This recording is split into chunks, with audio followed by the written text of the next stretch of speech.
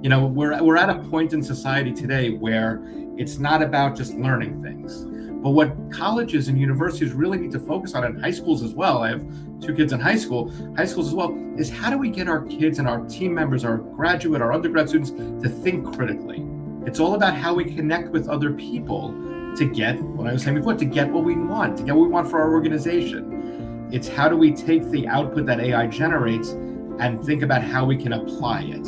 And it's a really big shift in paradigm, a shift in kind of the way we think about things in terms of just producing something, but how do we produce and use it? So, in FLIGBY, and I always tell my clients and my students as well, make mistakes here. We need to get up, get out there, get to know our people, give them what they need, and get out of the way. We need to get out of the way, right? That's what it's about, Zad, is we can't be on top of our people all the time, and we have to trust and build a culture and build a community. But think about when you go into work tomorrow, instead of going and saying, what am I going to accomplish? Going in and saying, how can I earn the trust and respect of my people today? But having that winning mentality where you want to do everything we can, ethically, of course, to achieve our goal, that's the key. And I think that's what differentiates the really great leaders from the good leaders, is they have that focus that they're going to push forward, they're going to be resilient, they're going to bounce back. I would say that probably universities are least effective at getting to know their people.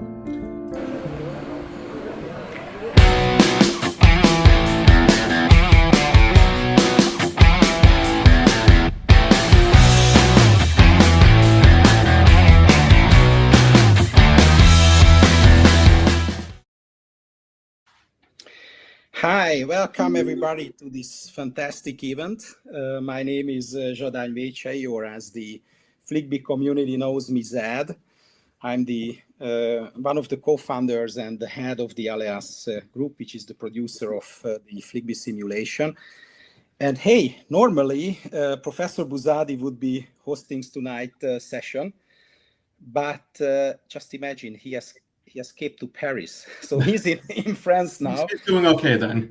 Oh yeah, he's on an academic trip, which sounds much more sophisticated than eating croissants near the Seine. So I can totally understand his labeling for his trip.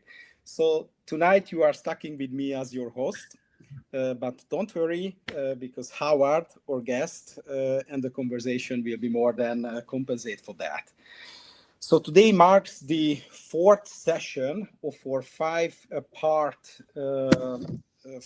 live event series, Bridging the Theory and the Practice.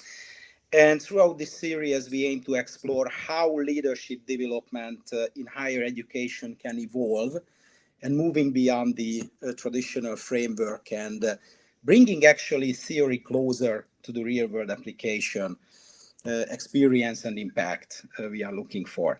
So it's now my great pleasure to welcome our honored guest for today's event, Professor Howard C. Fero. Hi, Howard.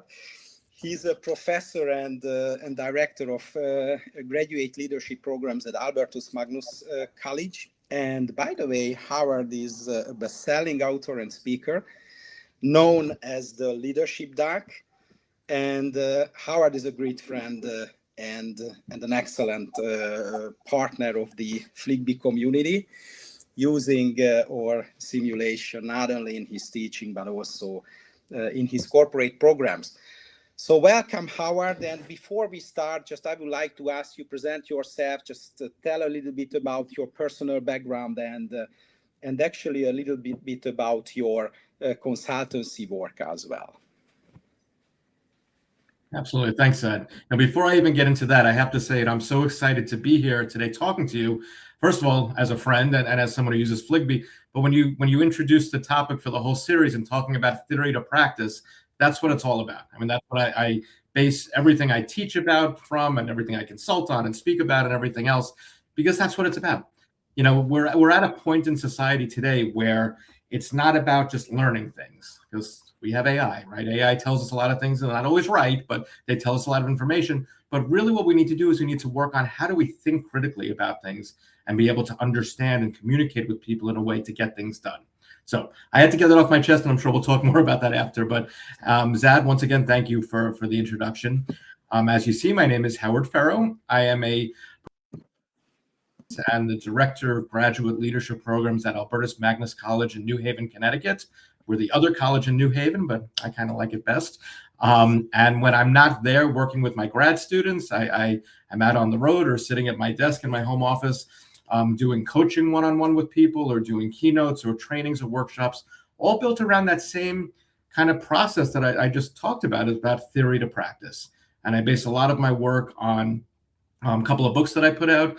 My first book came out a while back called Lead Me Out to the Ball Game, which I know Zad plans to talk about later on, where I interviewed over 100 Major League Baseball players and 17 Major League Baseball managers. There it is. Yeah, I don't have my props, so I'm glad Zad has them. And that was just a lot of fun. As a baseball fan, to be able to sit down with some of the great managers and some of the great players of the day and still playing and managing today was amazing. And as a leadership guy, as a leadership expert, to be able to hear their stories and hear how they get their teams to win, what they do to bring out the best from their players who are making a lot more money than them, but they still need motivation, right? They still need the leadership to help them get over the hump.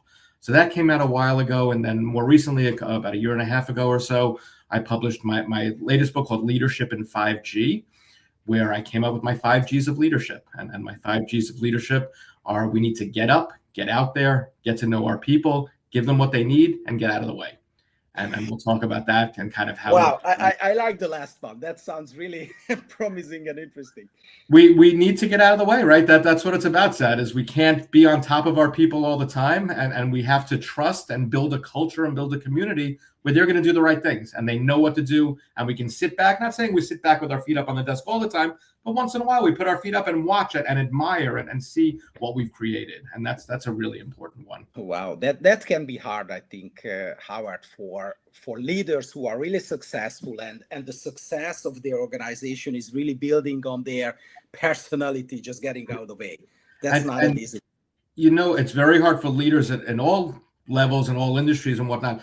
The people that it's hardest for, though, are entrepreneurs who I work with sometimes, right? People who start their own business. And I've worked with some small businesses that have grown to phenomenally big businesses now, which is awesome. But that's the hardest part.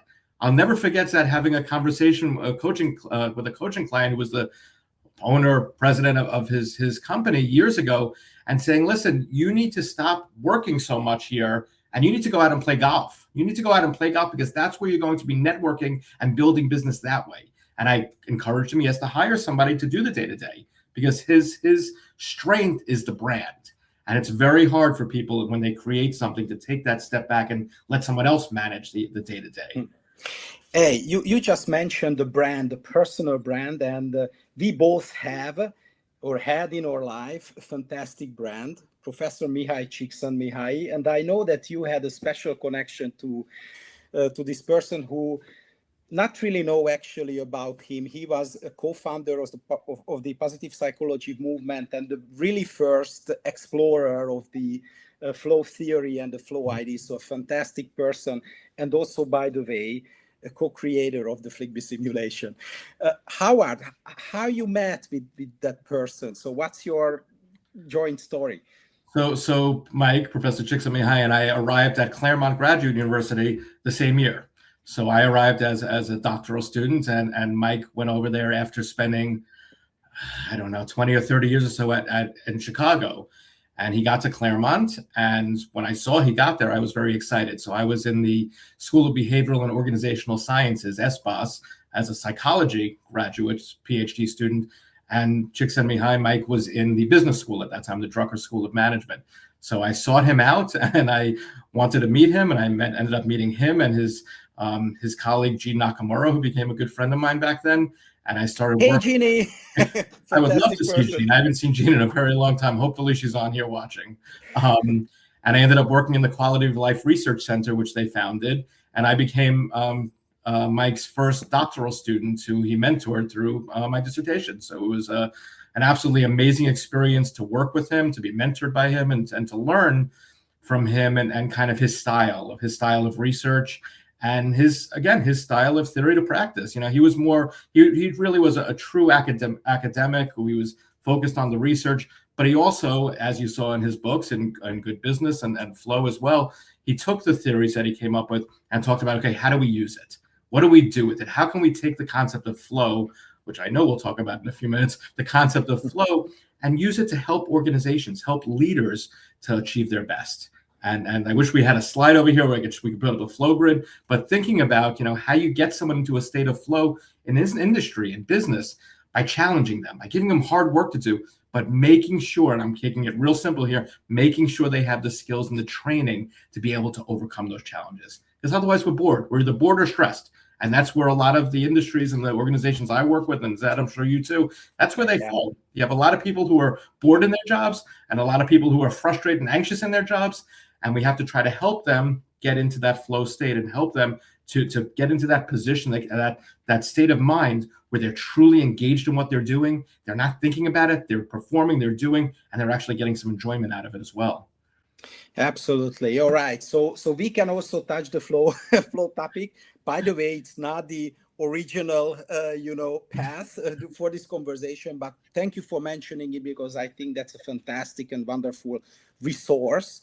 We have to probably re-explore, and maybe based on Mike's 2003 Good Business Researches, and not just about flow, but you mentioned how are the responsibility of the leader, how even personal decisions can affect not just the happiness, but also how actually the whole organization will be effective and successful.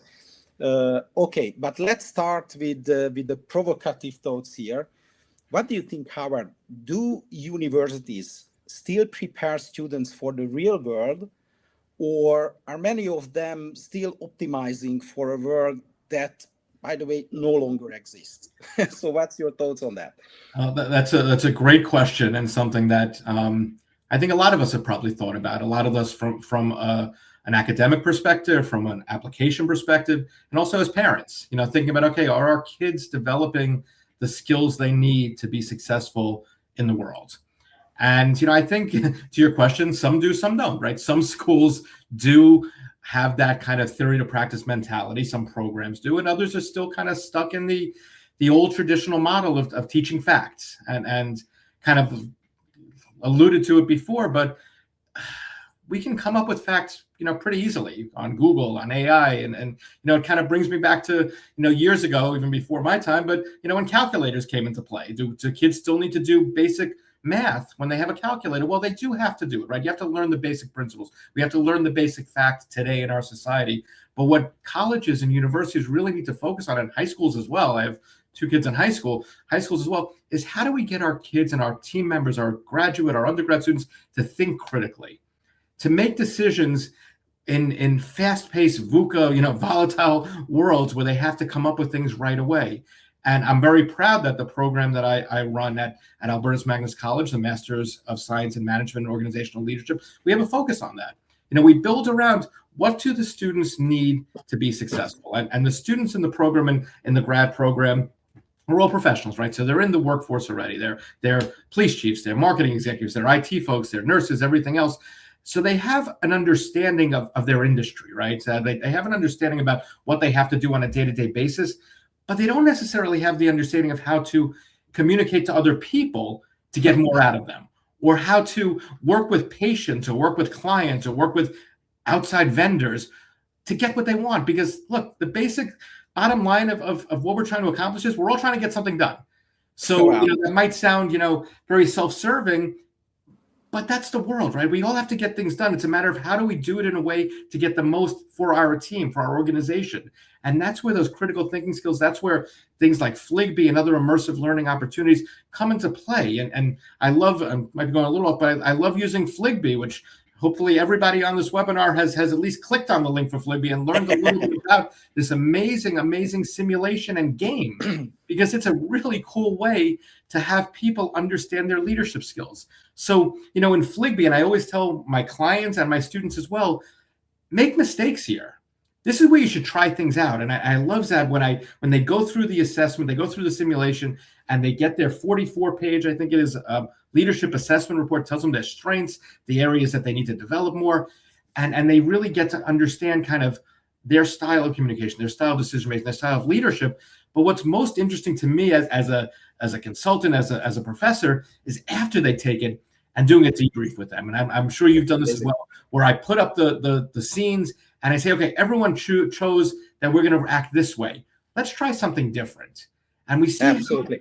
Howard, sorry to interrupt you. Just it came into my mind actually that a lot of companies, we time by time meeting real clients, with the real needs, and what they are actually saying is that the graduates are smart but not ready, as you just mentioned, and what is missing here probably the soft skills. No, what's your insight on that? Well, that's exactly it, right? The soft skills, the leadership skills, the communication skills, the relationship building skills.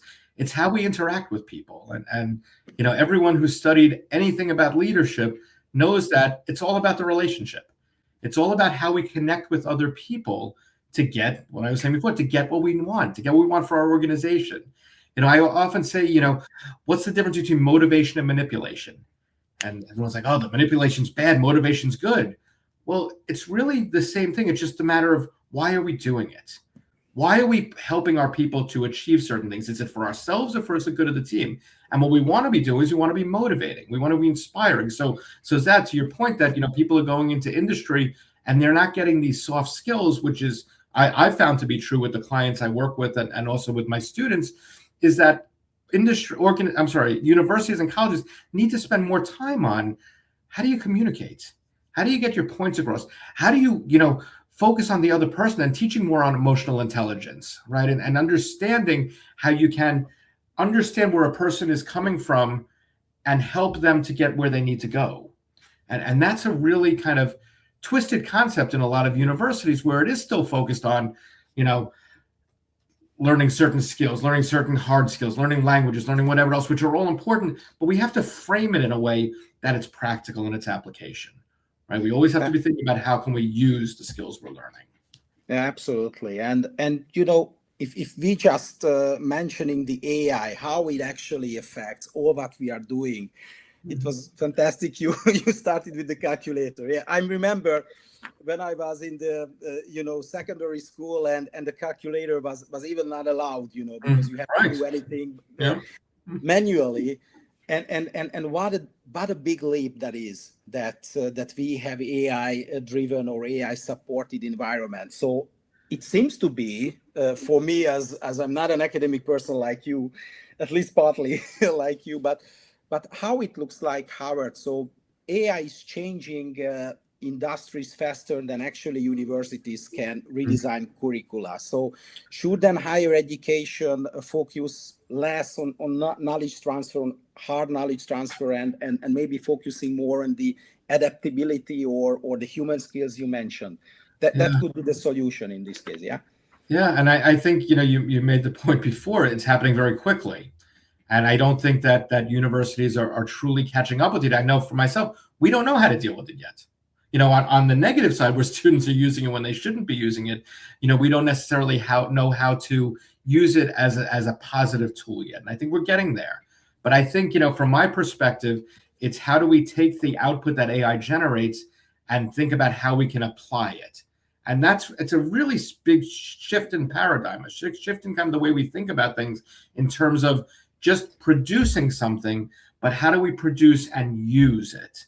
And that's where, I've done with some of my clients, where I have some of my industry clients, they put together kind of a culminating capstone project in industry of what they're going to do after my program's done with them. What they're going to do with the content and keep developing themselves, developing their goals.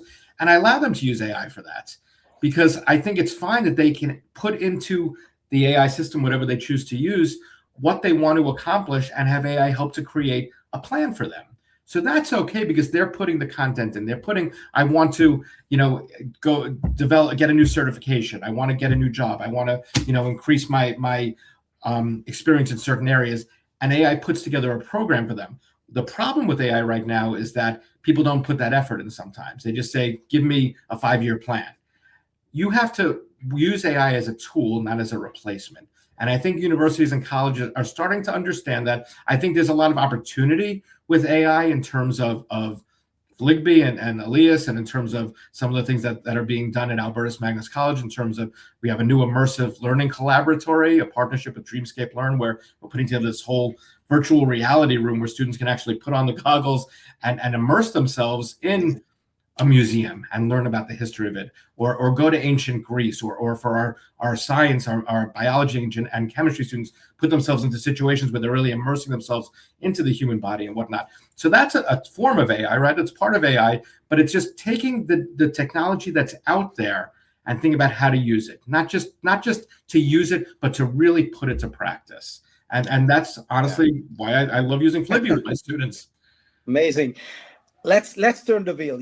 We just talked about, or that was my provocative, insight here, that probably universities are a little bit behind of the changes we want to see also on their domain. But how it looks like by the corporate? So, do they know really exactly what they expecting from a Gen Z student who wants to, just starting its career there? So do they have an exact idea about what they are expecting from them? I'm not sure that they have an exact idea. I think what they're looking for is people to come in with a different kind of a focus. And that expands out. The first thing, as you're asking the question, the first thing that comes to my mind is, well, they want them to take over their social media because they don't know how to do it. So, that's kind of where we're looking at is Gen Z are coming in with, more of an attachment to their phones. They're coming in with more of a focus on how to use what they see in front of them, as opposed to how are they creating something new. And that's where we kind of have to leverage it. And that's where you put together today's generation, the Gen Z, with some of the older generations, people like us, Zad, who have some more kind of industry knowledge, but putting that together with people coming in with more of a passion. One of the things that we see quite often is that the old school managers, the people from older generations, don't necessarily know how to lead the people who are coming in as Gen Z or Gen Y or the millennials or what it is are coming in, because these people are looking for validation right away. They're looking to feel empowered right away. It's not like, our parents and our grandparents who used to go to work and just do a job to support their family, and that's it. People today want to feel valued. They want to feel empowered. They want to feel like they're contributing to something. And that's why it's so important, going back to your question, to have the people who are coming in be given something important to do right away. Give them a test, give them a project, give them an opportunity to thrive with the constraints of whatever their job is, obviously. But giving them that opportunity is something that I think was a big shift for a lot of organizations, a lot of organizational leaders who still have the mentality, you're coming to work, you're coming to do a job. That's not what it's about. And this is something I talk about quite often, in the sense that, you're hiring somebody for the organization, not for the job. And that's where the skill set, and that's where, undergrad and grad programs are so important, because they have to provide people with the skills to be a fit for the organization, not just to do a regular task. Absolutely. And just came to my mind, when talking about the expectations of the corporates, that probably students need the right example or the right benchmark for being prepared, what they will see and feel and go through. At the corporates, simulations is good, because they can provide this immersive environment you just mentioned. But we have also other benchmarks from the reality. And here comes your fantastic research. I like it very much, Howard. So tell a little bit about that. What the students, the next generation corporate stars, can learn about the baseball and these fantastic teams. So, like I said, as a big baseball fan and someone who obviously loves talking leadership, I came up with this idea for Lead Me Out to the Ball Game at a conference many, many years ago. I was sitting in a conference session, and I looked across, and I was I'd been thinking about, I wanted to write a book for a while, but I didn't want to just write a book. I wanted to write something that was going to be special. And I looked across the conference room, and I saw a good friend of mine, Dr. Rebecca Herman. She was sitting across from me. And I know Rebecca had, at the point she was living in San Diego, she had season tickets for the Padres. So as soon as I couldn't think about the session anymore, I apologized to whoever was leading it. I don't remember, but I stopped listening, and I started thinking about, okay, a book on leadership in baseball. And as soon as it was over, I couldn't wait for it to end. I ran up to Rebecca and I said, listen, why don't we write a book on leadership in baseball? And before I even said anything else, she said, okay. And that's how it started. And it was a really interesting experience. Like I said, we were with 100 players, 17 managers, 19 Major League Baseball teams. There are 30 teams. I wanted to get that 20th one and get the 2/3, but I couldn't quite get it. But, you know, it was a lesson in leadership, a lesson in persistence and drive to try to find the right people to talk to. Every organization, every baseball team has a different gatekeeper, whether it's a vice president, a director, a bodyguard, whatever it is, to keep you from getting in and talking to people. So it took a while, but we finally gained access to, like I said, 19 teams and talking to these managers. And you know, some of my favorite managers to talk to, one of my favorite was Davey Johnson, who was the manager of the Washington Nationals when I spoke to him. This was a while ago. He managed Team USA. He was a manager of the Mets when I was growing up. And I was a Mets fan. I still am. Sorry. It's been tough. But I spoke to him, and that was a great experience. And Davey said something to me that is so true for leadership at every level. And I use this quote in this thing that he said to me, this phrase, and every time I talk. And he said, I don't care how long you've been in this game or what kind of success you've had in this game. Every day you have to gain their trust, and every day you have to gain their respect. And to me, that is such an important concept to think about. And I get chills every time I talk about it. I talk about this often because I want you to think, and all of you listening, I hope there's more than just you and me, Zed, people who are listening, think about when you go into work tomorrow, instead of going and saying, what am I going to accomplish? Going in and saying, how can I earn the trust and respect of my people today? It changes the way you do things. And if we could all do a little bit more of that and focus a little bit more on what can I do to really show myself as somebody who is deserving of their respect, it changes the way we act. And those are the kinds of things, going back to our original talk about universities and colleges. Yeah. It's not, I don't want to say it's impossible to teach that, but it's hard to teach somebody how to earn respect of people. And it comes to the questions that I get asked a lot, and you probably do too. Can you really teach leadership? Absolutely. And that's fantastic. You just provide 10 important messages. Hey, by the way, I have a very special copy. You guys. You can't read it. But and what is if you have to pick one from these 10 insights you share in this book, which is, I think, really a gold mine for everybody who's thinking in how to make his or others' businesses successful. So what would be the most important for your students from these 10 insights, Howard? So I think the big umbrella term I'll say is developing relationships with people and make people want to work for you, not have to work for you. But to break it down into a little bit more of a concrete one, it has to do with support. To me, that was the most interesting base. We call them the 10 bases of Major League leadership. That was the most interesting base because out of all of the players we spoke to, they all said one of the things that makes a manager great, that makes me want to play for them, is when they show support for us, when we know they have our back. And I spoke to 17 managers. When I talked to them about what makes them a great manager, none of them said, I support my players. So I actually, after the interviews were all done, we were writing the book. I reached out to one of the managers who I'd spoken to a couple of times. His name is Bob Melvin. He's managed quite a few baseball teams here in the U.S. And I said, I'm like, Bob, why is it that all the players are telling me that what makes you guys great is that you support them? But when I ask you and all of your peer managers what makes you a good manager, none of you say anything about that. And this was on the phone, this conversation. And it got quiet. And then he said, well, Howard, that's the job. Of course I support my players. That's what a manager does. That's what a leader does. And I always bring that up, Sad, because sometimes we need to remember that. Like, we get so busy doing our job, right? All managers, all leaders, they've got stuff to do. It's not just about leading other people. We sometimes forget that we have to make that extra effort to let our people know that we're there for them. We're there to support them. We're there to help build them up. We're there as a servant to them, right? Servant leadership. We're there to make sure they have all the tools they need to be successful. And that's something that, with my academic hat on, I talk about often, is that what can you do to show the people in your industry? Remember, I teach grad students, they're all out in the world already.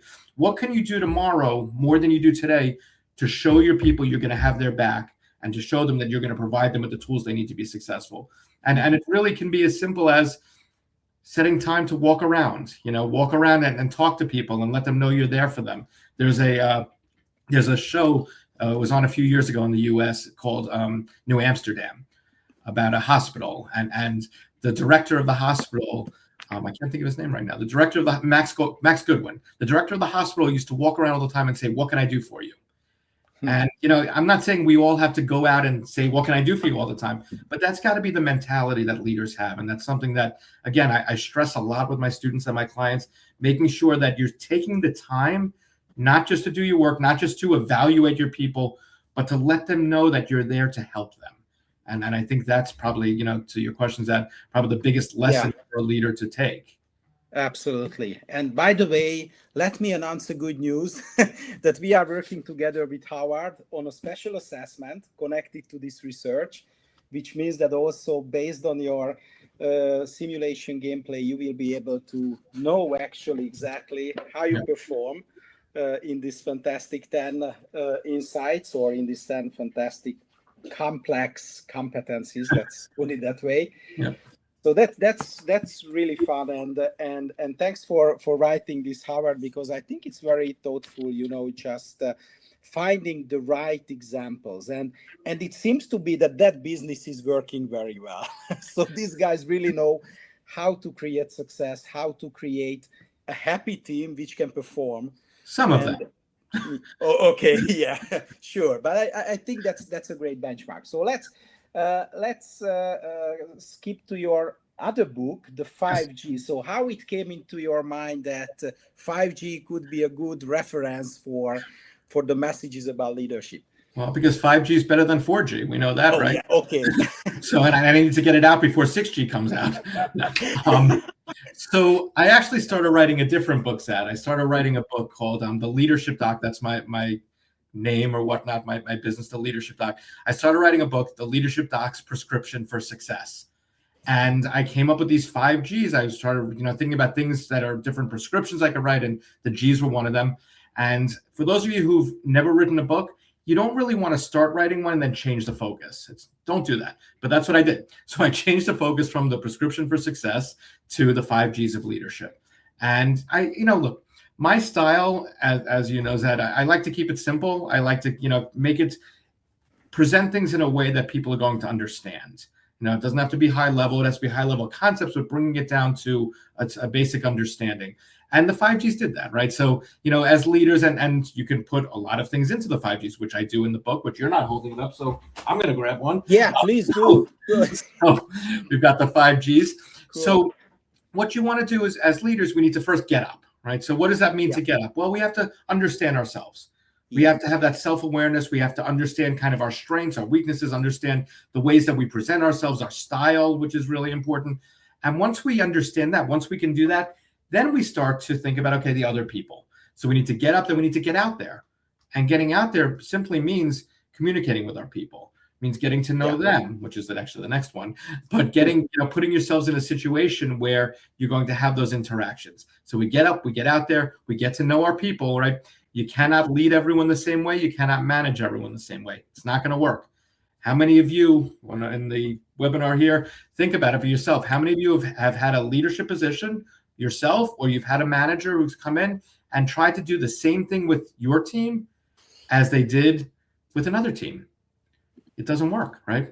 Because everyone's going to be different. So getting to know your people, getting to know what makes them successful, what some of their roadblocks are, what some of their issues are, what some of the reasons for coming to work is going to be really important for how you lead them. So we get up, we get out there. I have to keep saying it because I can't think of it, just going straight to the fourth one. Get up, get out there, get to know your people, give them what they need, make sure you're providing them with those resources. And then, as we talked about, Zad, get out of the way. And a little secret for those of you listening, there's actually a sixth, a bonus G, which is get to work, right? That's a sixth one. We're not up to that yet. But yes, but getting out of the way and again, thinking about our own legacy. And that's a really important thing to think about as leaders. I don't know, Zada, there's a question that just came through. I don't know if you want to... but first let me show this comment you got. Great point. The online courses use verification software to authenticate every document submitted, which added an extra layer of integrity to the process. Any comments on that, Howard? I'm sorry. I just lost you there for a second.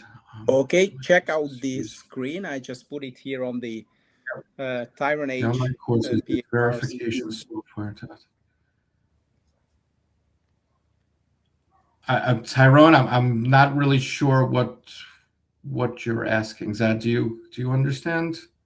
I think that's a comment, so that's not a question. So Tyrone felt that was his thought on that was 10 minutes ago. Okay. But Tyrone, feel free to ask a question. We have already one question here, and let me just share this. So thank you, Steve, for submitting this.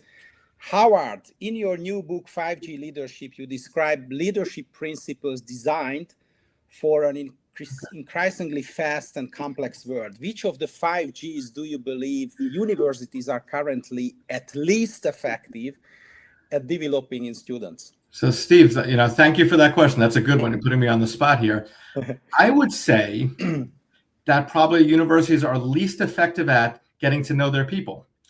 Because I think that what's happening or not happening is that most, or I shouldn't say most, a lot of universities are not moving forward with the times and understanding that you cannot tell your students technology. You cannot tell your students not to do things on their phone. I think some schools, and I know, the college that I'm at is do it as well, where you have, now you can take some quizzes quickly on a cell phone during, a course session or something to try to engage them. The thing is also, and this goes to something that I've learned kind of the hard way in some ways, is I used to make videos and put them on YouTube years and years ago that were too long. And somebody said, no, you got to make short videos. People don't have an attention span like they did in the past. So I started my latest video series a couple of years ago called the Leadership Dose of Leadership. And I have short, like 2.5 or 3 minute videos about, small topics. So, the key really is that you've got to get to know the people we're working with today. And one last comment on that, and I see Justin has a question too. One last comment on that. Times have changed. People have changed, right? So if you're going to keep managing and leading people with an old school mentality, because that's the way they should do it, you're not going to be successful. And I've coached people who've said, well, you know what, I have a certain style, and these are high-level examples. I have a certain style. My people have to understand my style, and they have to adapt to it. And I say, yeah, that would be great, but that's really not the world we're in. If we really want them to be successful, maybe we have to adapt also and understand the way that they need to communicate. A simple example is, listen, if you're sending an email to somebody with something, with instructions, take the extra effort after and pick up the phone and call them, or go walk to them and say, hey, did you understand everything there? Or if you meet somebody in the hall and you say, I have something I want you to take care of for me, follow it up with an email. And I've said that to clients, and they said, well, that's double the work. Why should I do that? And I say, because you don't want to have issues later on. So, we have to understand that everyone hears and sees things differently. We've got to meet them where they are. So Justin. Yeah. Justin, thanks for your question. From your experience, Howard, how can universities maintain academic depth while still preparing students for the ambiguity and the speed of real organizational life? I think it takes a change of focus, right, Justin? So, we have to provide the content, but it's almost like a flipped classroom, right? Where we're not necessarily lecturing on content anymore, or we shouldn't be. What we should be is having people read the content before they come in, and you spend the class time talking about the application of it. So I think that's how you kind of prepare students, because the old model, the sage on the stage, I know a lot of big universities still have that. People aren't really absorbing it anymore. So how do you prepare people for the ambiguity and speed of organizational life is by actually doing it in the classroom, by not having 3-hour class sessions anymore, but having broken up class, even if it's a 3-hour block, having, a half hour, of interactive discussion, then a half hour or an hour of a workshop, and then doing another half hour debrief, but keeping things moving, not just throwing information at people that we know they're not absorbing, or most of them aren't absorbing. Absolutely. Yeah. Thank you. And we just have another question from Amy. Let's put it here. Amy, thanks for that. And I'm really happy, Howard, that, we are not just saying that universities are behind, No. but we are also exploring the other side as well. And maybe that question is getting more in that. So for the corporate L&D professionals, who are probably in our audience, what is the biggest mistake organizations make when trying to develop future leaders internally, especially among the talent cohorts? And I know, Howard, that you have an extended work with large organizations working on the talent cohorts of financial institutions, industrial organizations. So what's your comment on that? How you see that? I think the biggest mistake some organizations make is not hiring me to come in and help them. But that's another story. I'm just kidding, obviously, Amy. No, I honestly think the biggest mistake is that they just are pumping out the same type of trainings to people, as they've done in the past. And what I mean by that, I'm not disparaging that. What I mean by that is you can't just give people an online program, an online training to take, and then let them go back to work. I'm all for online trainings. I think that can be very useful. But the key is that the leaders of the organizations or the leaders of the departments that are taking it have to bring what they learned or bring what they have their team learning into practice and make it part of the culture. So the biggest mistake, I think it's been, this is going as long as I've been doing this for 25 years or so, is the organizations who have people do a training just to check off a box and say they went through this training. And whether it's communication, diversity, motivation, whatever, and not bringing it into the culture. So we always have to take the training that we're doing and let people apply it, let people use it, and let it really show people how it fits into the mission of the organization and why it's important. Okay, so I think that's in a very broad kind of high level. I think that's the biggest issue is we need to make the training specific for the organization, specific to the mission of the organization. Zad, we didn't talk about that before, but to me, the mission of the organization has to be the driver of everything we do. So every time to Amy's question, every time you present a new training program or a new initiative, how does it relate to the mission? Because that's going to help people stay focused on that organization itself. Yeah, that's a great overview you provided, Howard. Thanks for that. The question in my mind is partly based on my consultancy experience as well, that sometimes it's hard to let clients understand actually that it's did you face with a situation like that when you have to convince actually the client about the right methodology or about the right viewpoints? So how it's on your side?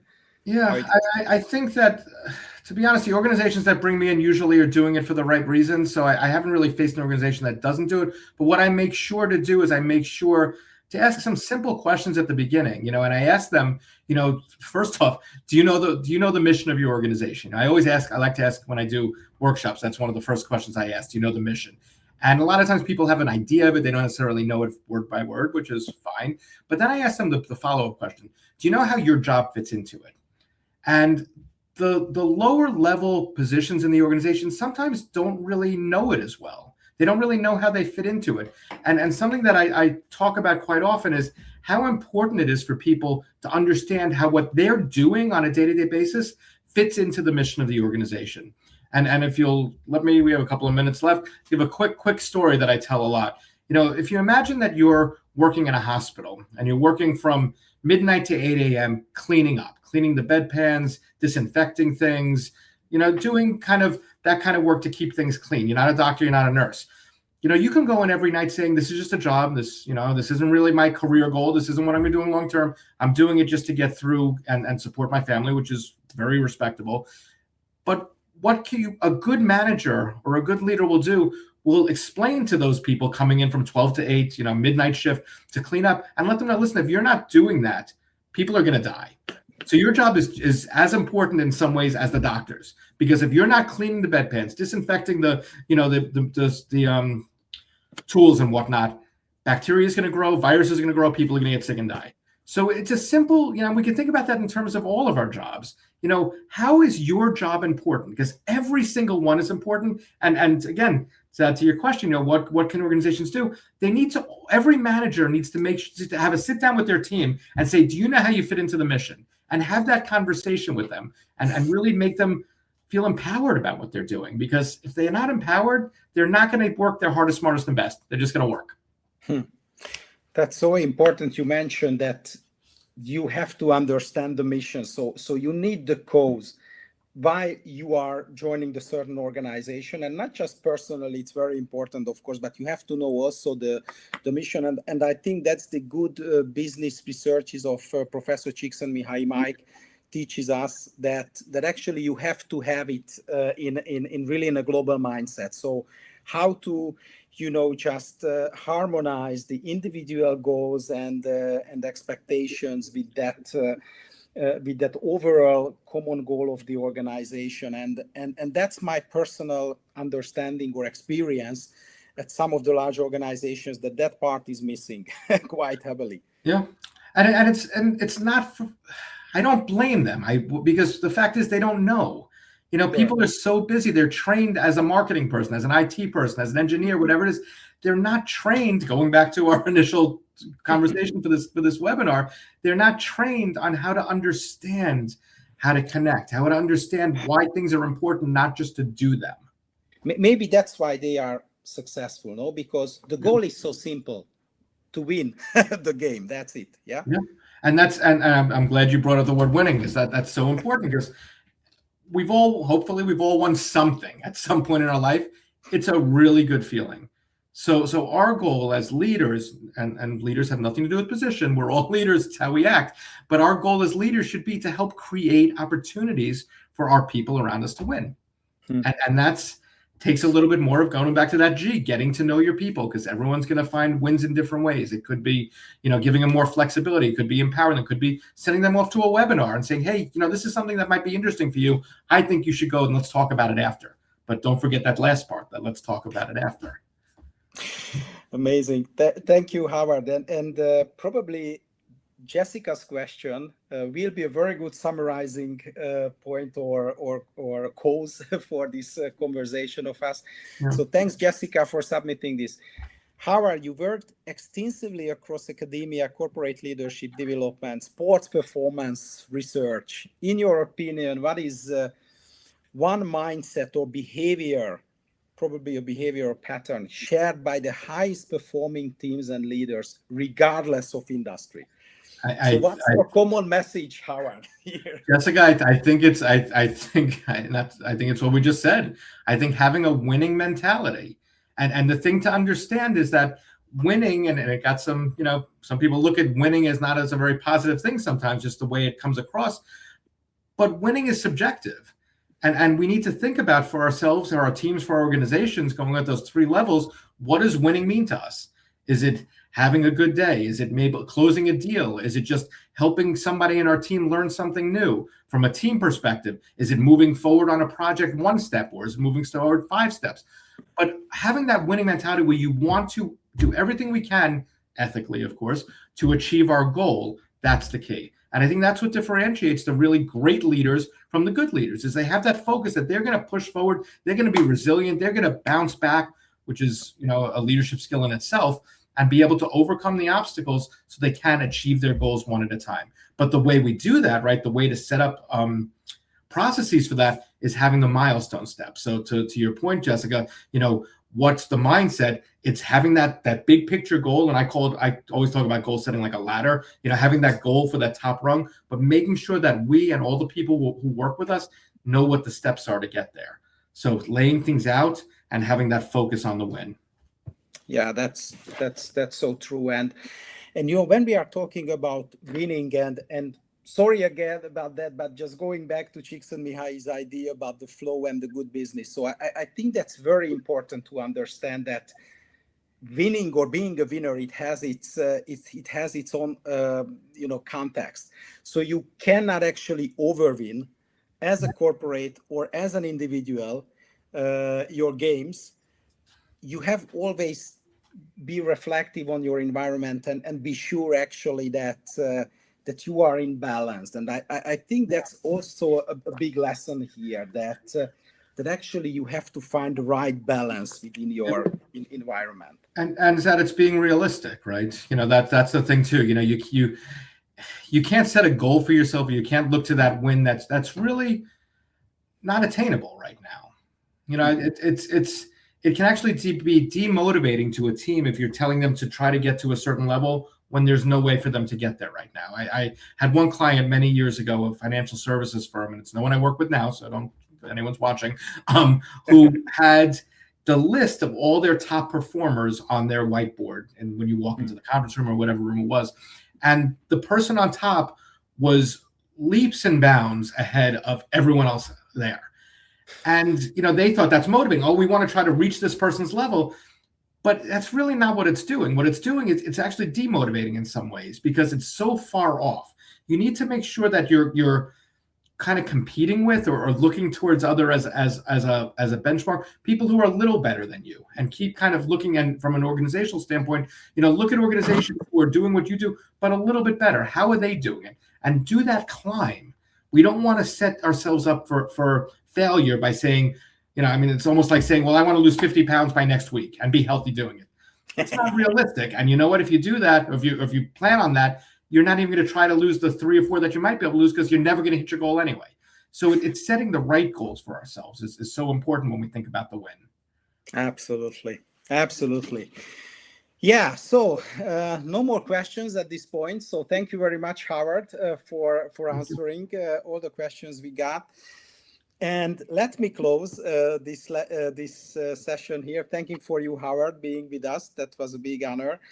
And let me just show you again that we are now in the 4th, stage of this 5-episode session series you see here. And the next and the last one will be with the fantastic teaching professor from the University of Oregon, Scott Day, and we will talk.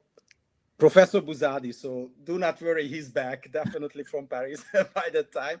So he will have a conversation with Scott about the power of experiential learning and how reimagining the students' engagement. So that's a really interesting topic. That should be a really good one.